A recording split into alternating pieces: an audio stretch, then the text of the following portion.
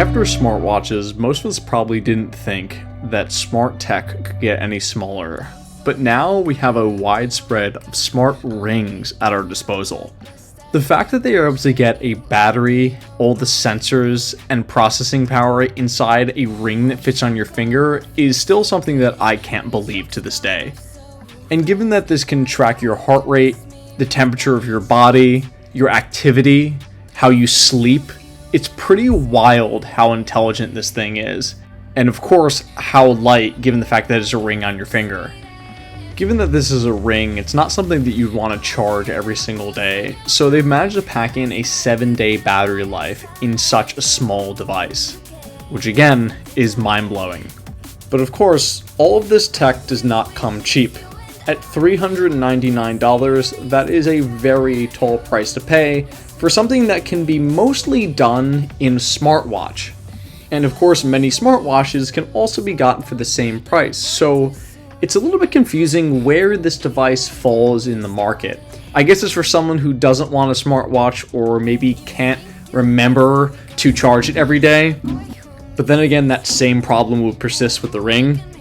Another really nice thing about this though on the price side is that it does not come with a monthly subscription like many other smart rings do, so you're paying a higher upfront price, but in the long run, you're going to be paying less, which is a good thing. And the other big caveat is you have to be a Galaxy user to use this device, which is very Apple of them to try to be creating this whole circular ecosystem.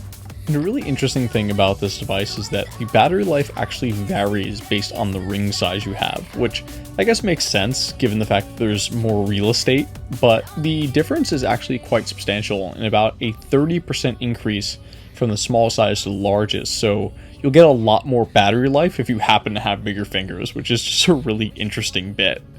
One of my favorite use cases of this device though is using it to accurately, consistently track your sleep and even monitor snoring for people with sleep apnea.